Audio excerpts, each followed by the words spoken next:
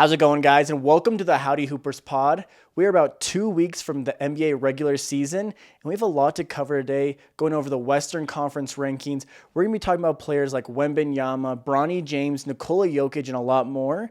But to start off, I do want to give a shout out to Larry Marketing. If you didn't know, the Coyotes in hockey, the Arizona Coyotes moved from Arizona to Utah and are the Utah Hockey Club now. They had their first game about a week ago, and in their first game, they had Larry Markin of the Utah Jazz skate out and bring the first puck out to the team. So I wanted to give them a big shout out to that, and a big shout out to the Utah Hockey Club as they are 3-0 as the time I'm recording this. They do have a game this morning. We'll see if they win that. But they've started off 3-0. But staying on the topic of Larry Marketing, last season, Larry Marketing went into the military. He had to do a service. In Finland, you're required to do like 18 or there's a certain amount of time you have to be in the military for. And Marketing could have gotten out of that, but he decided to go last season. And I think that did hurt his progression last summer going into the season. But this offseason, he was able to stay in Utah. He was able to do basketball rather than military work. And he looks absolutely ripped. In the first couple of games we've seen, his shooting hasn't been, from at least from three, hasn't been as good as it normally is. But I think it's just going to take time. He goes in streaks. But I think the muscle that he put on, he looks way bigger than the season before. I think it's going to pay off, and I think he's going to have a big year this season.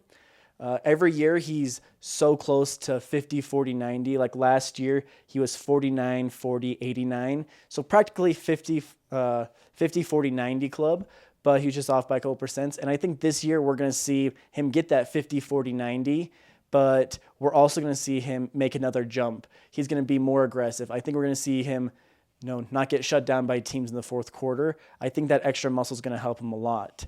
But going on to the next thing I want to talk about, I wanted to talk about Bronny James. He's been a hot topic. Obviously, when you're the son of LeBron James, you're going to have a lot of attention on you. But being someone that has been curious about how Bronny James is going to perform, and if you're a Lakers fan, this couldn't have gone any worse. I'm going to read off, he's played 3 games so far. I'm going to read off all 3 of his stat lines so far. So in Bronny James' first preseason game, he played 16 minutes. He had 2 points, shot 1 for 6, had 1 rebound, 1 assist, 1 turnover, and minus 12. I mean, it's not the worst. I mean, the 1 for 6 definitely isn't great. He's only scored 2 points.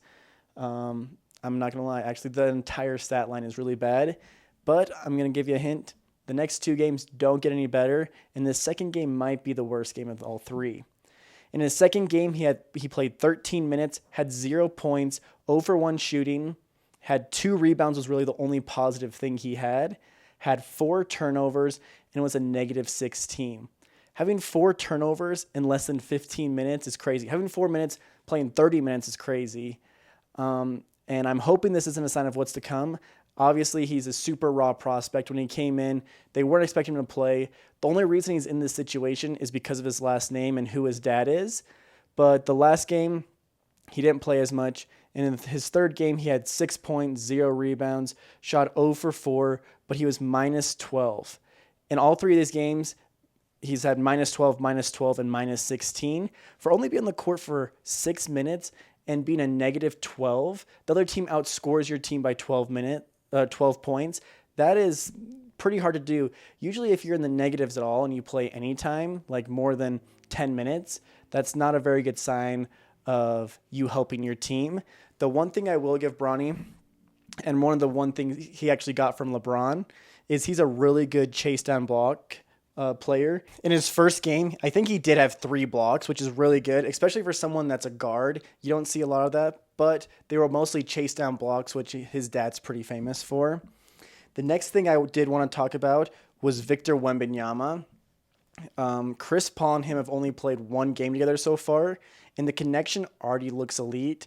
There's this pretty viral clip that's been going around of Chris Paul driving down the baseline and just throws a perfect lob to Wemby. And I think we're going to see a lot of that this season. Not even necessarily lobs, but we're just going to see a lot of easy points that Chris Paul is going to help Wemby get. I think that's one thing that he hasn't had, is he hasn't had like a true point guard, someone that's going to find him when he's open. There's always been like these compilations after every single game where he's just wide open, but his team just misses him. And Chris Paul being one of the greatest passers, one of the best, highest assist amount of players in the entire ever to play in the NBA. Having him, he's by far the perfect player in the entire league right now to have him on his team, to be able to teach these other players, to be able to help Wemby know that he's in the right spot to be able to get these easy points. And not only is Chris Paul going to help Wemby get better, but in the games that I've watched Wemby play, he looks way more athletic than he did last year. I mean, for being 7'4", for as athletic as he was last year, you wouldn't expect him to get even more athletic, but he looked way more athletic. There was a play where he was on the three-point line, he pump faked, drove in, and dunked it, and I was like, man, that kind of looks like almost as athletic as like Kevin Durant or someone like that. But I was super impressed, and I think something that's also going to help him a lot is he's reported that he put 25 pounds of muscle on. So between Chris Paul seeming more athletic and putting on that much muscle, I think we might have maybe 1 or 2 more seasons before we get a full Wemby invasion, which is pretty crazy because he already had an amazing rookie season. So I'm excited to see that. I'm hoping to see it. I hope we don't see any injuries, but it seems like he's got a pretty good routine. For only being in his second year, he's a pro's pro. Like, he has his own stretching routine. He has all these things that is going to help someone that's 7'4", hopefully not get injured. Going on to the next thing I want to talk about, kind of going back to hockey again. I'm just recently getting into hockey, and this probably won't talk about hockey very much on this podcast, but the reason why I'm bringing hockey up again is because Nikola Jokic went to the Avs game last night, and the reason why he was at the game is because they were having one MVP present the trophy to another MVP. So they had Jokic bring out the trophy to McKinnon and present him with his MVP trophy from the NBA MVP to the NHL MVP, which is pretty cool. And if you think about it, there's not a whole lot of cities that are blessed enough to have an MVP, let alone have 2 MVPs in 2 of the biggest sports in the United States in one city. So I thought that was really cool. And the other day I drove by Denver, and there's these big old huge signs that are outside the stadium, and it shows that they're both MVPs, and I thought that was really cool. And it's kind of cool to be able to live somewhere where you have 2 MVPs in one city. But the last thing I want to talk about before we get into this Western Conference rankings, which might be a deep dive, it might take a while just because of how deep the West is. The last thing I want to talk about before that is skinny Zion Williamson has arrived. I saw highlights from one game and watched another game of Zion. I mean, his stats weren't jumping off the page, but Zion Williamson is in the better shape than he was in college, and arguably when he was in college, he was the best shape than any of his NBA seasons so far. But in college, Zion was 285 pounds, and right now it's saying that he's 281, which is visibly obvious because he was weighing over 300 pounds at some points in his career so far. So he's arrived.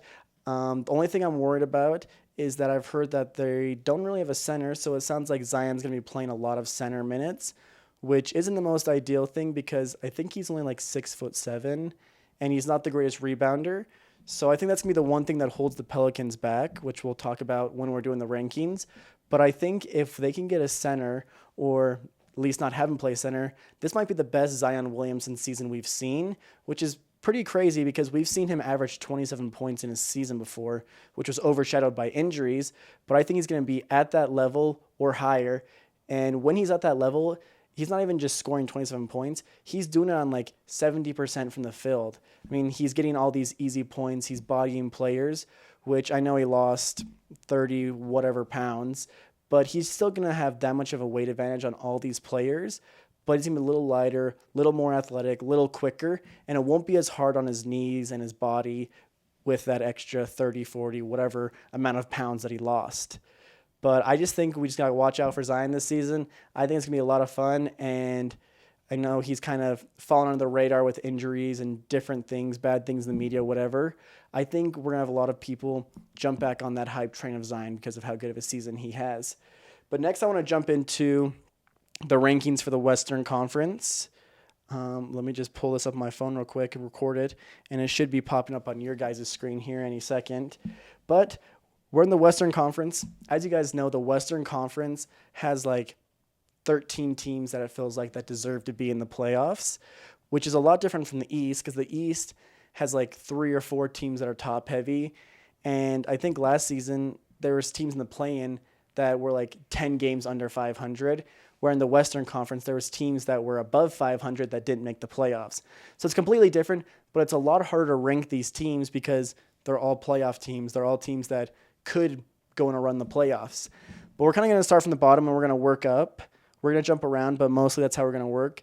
I only have one team in this ranking. I have one team in the F tier. The rest are going to be higher. This is the only team that I feel like is going to be out there purposely trying to win, playing their younger players rather than playing the players that can help them win, rather than playing like Jeremy Grant or other people like that. We're going to see the Blazers purposely be trying to lose, trying to be in that Cooper Flag sweepstake and be out there trying to lose games, trying to get their players to develop, hoping that Scoot can become that player they're hoping for. So we got them down at the F tier. We have 3 teams that are going to be in the E tier. I'm going to start off with the one that people are probably going to be the most upset about. I have the Jazz. I am the Jazz fan. I'm the biggest Jazz fan you'll ever meet. But the reason why I don't have them in the F tier, first off, I think they're going to be a lot better than what most people think. But also, Will Hardy, their coach, he's not the type of person that's just going to lay down and let these young players develop. Don't get me wrong, they're going to play a lot of minutes. There's a lot of really young players in this team.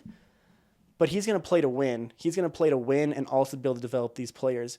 In the preseason, we've seen all these rotations have been able to have like players like Marketing, have been able to have like players like Sexton, Clarkson, John Collins. These older players that are vets on this team are playing with these young guys. We haven't seen a lineup yet, other than last game because all those guys sat out. We haven't seen a lineup of just straight young players. But we're going to see players like Keontae George, Taylor Hendricks, Walker Kessler. All these players are going to develop. They're going into their second and third seasons. But also we got players like Cody Williams that's coming in that are going to be able to play a lot of minutes on this team. I'm not sure what's going to happen. I've heard a lot of rumors of trades and Walker Kessler. But even if he does get traded, we still have John Collins who will fill that spot playing the small ball center. And then also we'll be able to have a player like Kyle Filipowski step in and take those minutes off the bench. So they got a lot of young players, but they're not going to be like the Blazers and just roll over and try to lose games on purpose or just develop players rather than going for the win. So that's why they have them at the E. There's 2 other teams on this E section. We got the San Antonio Spurs. The Spurs are a team that give them a year or two. But the thing is with these teams, like I can see the Spurs going for the play-in. They're in the bottom, second to bottom tier, but they're a team that can be competing for a play-in spot. That's just how deep the Western Conference is. So they're going to be competing. They've got Wembanyama. They've got players they're trying to develop like Stephon Castle. Different players like that. They're probably going to get another lottery pick. Who knows if they're going to trade it or keep it. Who knows what they're going to do with Chris Paul at the end of the season. But this team is a team that's trending in the right direction.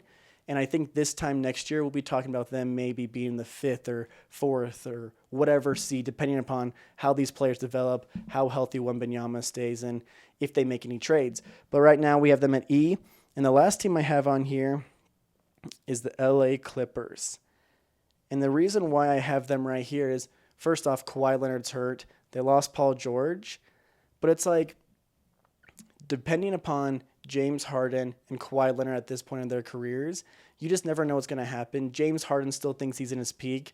That will be fun this year, being able to see him get more shots up. Rather than playing a playmaker position, he's going to be playing James Harden ball of the Houston Rockets, which will be fun. We'll see what he still has in the tank. But I'm a big Kawhi Leonard fan. He's one of my favorite players in the entire NBA. But it's just hard when we can't see him play a whole lot of games. Last season was probably the most we've seen him play in, who knows, since before Toronto, since he was in San Antonio. But his body couldn't even hold out to the playoffs. And you just never know when that's going to happen for him. But if he's out for 20, 30 games, even if he's out 15 games, that can be the difference of them being the 7th seed and them being the 13th seed. So that's why I have them right there. Those are the 3 teams I have in the E category. The D category is the biggest category we have. Starting off, we have the Lakers. I'm not going to go completely in order. I'm going to jump around a little bit, but starting off, I want to do these bottom teams. I have the Lakers right here. Every year, people have high hopes. I do think this Lakers team might be better than last season. We'll just see what happens. Like, I never want to put any money or anything on the Lakers because we haven't seen them be good since basically the bubble. They brought back basically the same team. They didn't really replace a lot of players. They did get like Dalton Connect, Bronny James, players like that. But those aren't players that I think that are going to help elevate them to the next level. I think they're going to be a team that's in that playoff range again, just like I think they're a step above the Clippers.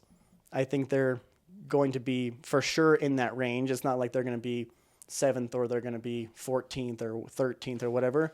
I think this team will be somewhere in the 7 to 11 range, which is crazy because they're a pretty good team.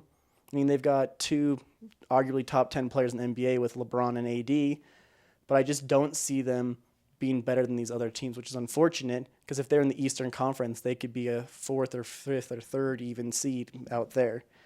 The next team I have in the D is a team that we were talking about earlier. We got the Pelicans. Adding players this offseason like DeJounte Murray is the biggest one, obviously. But the reason why DeJounte Murray adding to this team is such a big impact, not only is because he's a great scorer, but this is the first time we've had Zion with a traditional point guard since like Lonzo Ball. And obviously, DeJounte Murray is a huge upgrade from Lonzo Ball. I also heard Lonzo Ball is playing tonight for his first time in, I think it was like 1,300 games or something like that. So shout out to him. But having Murray on the team is definitely going to be a big improvement. It's going to be nice being able to have CJ McCollum go back to his natural position being the shooting guard, let someone else run the show, and be able to let him run off screens. And I think as long as they can get this center position under control, figure something out, this team could be as high as like a 4th seed or 5th seed, but they're also a team that I could also see, just like the Lakers, I could see like being the 11th seed or the team that's in the play-in. So there's a lot of wild cards. There's teams that I see could be really good, but there's also a lot of teams that I feel like it's going to be hard to put them above other teams. The next team we have is the Houston Rockets. This Houston Rockets team is going to be one of the most watched teams this season by me. I love some of the players they have. I love watching Amen Thompson, literally probably one of the most athletic players in the NBA. I'm trying to think. He's on the same level as players like John Morant for athleticism. He can jump out of the gym, and they've just got a lot of young players that I feel like are going to develop really well. I love Şengün. Şengün's one of my favorite players to watch. He's like a baby Jokic in my opinion. I know it's a pretty normal comparison that he gets, but I think it's true. He's a great playmaker, and I think Jalen Green can be a great 2nd or 3rd star. They've just got a lot of young players, and I think it's finally becoming their time. It's just unfortunate, again, that they're in the Western Conference because they could also miss the playoffs again this season, even though they're a really good team. The next team I have on this, we're actually going to jump up to the C tier real quick. The C tier, I have 3 teams. I have the Suns. The Suns are kind of in the same situation as the Lakers. They've got 2 really, really good players on their team, but they're not surrounded by a lot of role players that are fit to this team. I think we're just going to keep seeing the same trend over and over again where they're in that middle range of the pack. They're a really good team, have really good players, but they just don't have enough around them. And they have 3 players that have too big of contracts in order for this team to have the depth that they need. And it's just going to be an endless cycle until they trade one of these 3 players in order to get more depth. And the bad thing is you can't even trade the worst player of these 3s because he has a no-trade clause, and there's no way he's taking it unless he's going to a good team, which no good team wants to take on that contract. So that's why I have the Suns there. Good team.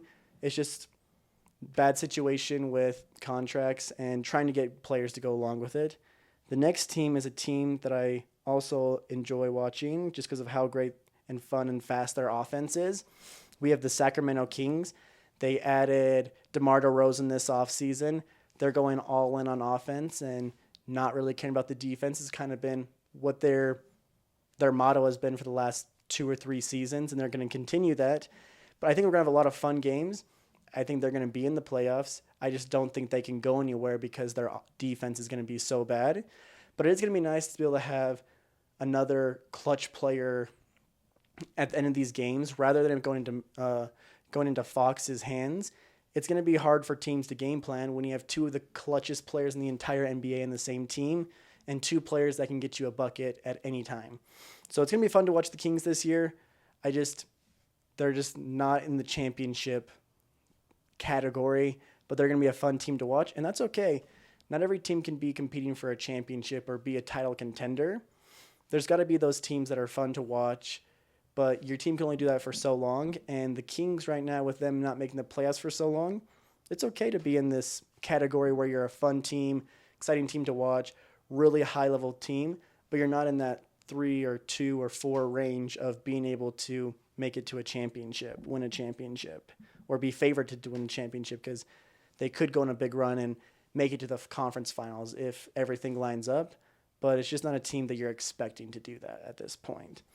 The last team I have in this, I have the Memphis Grizzlies. This is another team I'm really excited to watch. I think they're going to have Ja Morant back. They're going to have all these players back. And last time we saw this team all together, they were a 50-win team. But last season, with the Ja suspension, the Ja injury, and then being the most injured team in the entire NBA, with all those players coming back, they have the potential that they could be top 4, top 3 seed. Who knows? Could be even higher. I don't think they're better than some of these other teams that are going to be above them. They're not as good as these teams above them, but they might have a better record than them in the regular season. And I wanted to put them a little higher, but you just don't know. They were so injured last year. What's stopping them from being injured again? Yeah, all these players are healthy. They've already had some injuries with GG getting hurt, but who knows how long it is until another player gets hurt and we're in the same cycle again. But they do have a really exciting team. They added some good players this offseason. They have a lot of players coming back, and I think it's going to be fun to see this team, and I'm hoping that they can stay healthy so we can see them maybe being a top 4 seed. But that's where I have them. That's the 3 teams I have in that. I only have one team in the B tier. Anything above here, I wouldn't be surprised if a time traveler, came back in time and said, this team made it to the NBA Finals. All these teams above, I would not be surprised if they won the championship that are going to be in the SAB tier. So in the B tier, we have the Dallas Mavericks, obviously coming off an NBA Finals already. I think they kind of had a Cinderella run, and I'm not expecting it to happen again. But also they did get better. They added more players like Klay Thompson in the offseason. They rounded out their team in a lot of weaknesses they had. I mean, they did lose players like Derrick Jones Jr., which was really good for their team. But also I think they replaced him and was able to add shooting with like Klay Thompson. So I think they're going to be one of the best teams in the Western Conference. I just don't see them making it to the finals again. But like I said before, I wouldn't be surprised if they made it to the finals. If someone told me they made it to the finals, I wouldn't be surprised. They're the one team I have in the B tier. We're going to have a couple teams in this A tier, and then we're going to have one team in the S tier.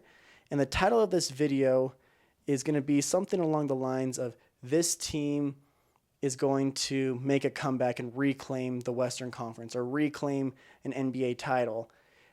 This team is a team that, they've won a championship recently, not too long ago, and I think this is the year that they're coming back. A lot of teams have forgot about them, but this is the year they're going to come back and they're going to win an NBA Finals again. They're going to win another championship.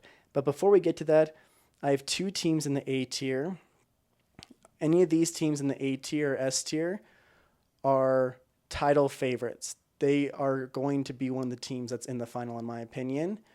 And there's only going to be one team in the S tier, and it's the team that I personally believe is going to win the NBA championship this season.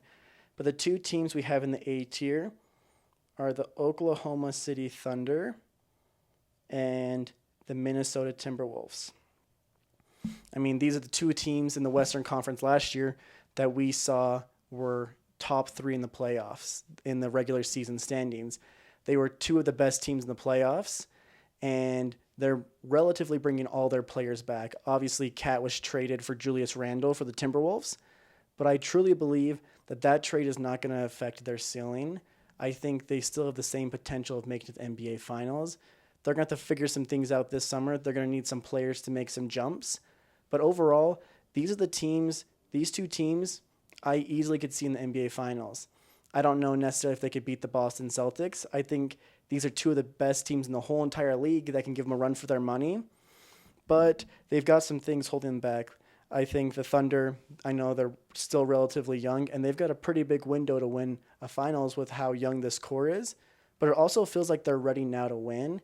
This Minnesota Timberwolves team kind of came out of nowhere last year, and they're kind of in that same boat where it seems like they've got young players on their team. They're kind of a mixture of both. They've got young and old, but also it seems like their championship window is kind of big, and this might not be this year, but it could be next year or a couple years, just depending upon if they can keep these players. We've got two teams left down here. I kind of left this suspenseful at the very end. Both these teams are teams that have recently won NBA championships. They're both teams that could reclaim the West, but I kind of was playing you guys. I have the Golden State Warriors in a D tier. I think losing players and players getting older on their team and not being able to develop young players, they're in a D tier. They're in the same boat as all these teams where I could see them being the 6th seed, or I could see them missing the playoffs altogether. But the team that I think is reclaiming the Western Conference, is reclaiming the NBA championship, is the Denver Nuggets. And the kind of the team I want to compare them to is Tim Duncan and the Spurs. Tim Duncan won 5 championships. He won one in 1999, 2003, 2005, 2007, and 2014. And if you pay attention to those dates, none of these years are back-to-back. For Tim Duncan winning 5 championships, he never won a championship 2 years in a row. He never went back-to-back or had a three-peat or anything like that. There was always at least 1 year in between each finals. Actually, at least 2 seasons in between each one. And I think that's going to have the Denver Nuggets are going to be. With having Jokic on their team, you're always going to be able to compete and make the playoffs. We saw him when Jamal Murray was hurt drag one of the worst playoff teams I've ever seen to like a 3rd or 4th or 5th seed, which was a season he won an MVP because he was able to do that. But this Nuggets team, although they've lost players, they've lost Bruce Brown, they've lost different players over the years, they've lost KCP. This team with Jokic, with Murray, which has been hurt and hopefully is getting back to 100%, getting back to the Murray we know, is always going to be able to have the chance to win a championship. And I think they're going to be like this Spurs team that we used to see with Tim Duncan. And I think they're going to reclaim their title this season. They're going to dethrone the Boston Celtics, and they're going to be the NBA champions. But I want to hear what you guys have to say about this. What do you guys think about this ranking? Let me stop this recording real quick. What do you guys think about the Western Conference? We took a long time. We took about 20 minutes talking about them, but it's because of how deep this team is. And I want to get your guys' opinions down in the comments. Let me know what you guys think. Where do you think players are, teams are? Rather than just saying the Dallas Mavericks should go up, what team should go down? Different things like that. Let me know in the comments. But I appreciate you guys making this far. We're 2 weeks away from NBA basketball. I couldn't be more excited. But I'll catch you guys in the next podcast. Peace.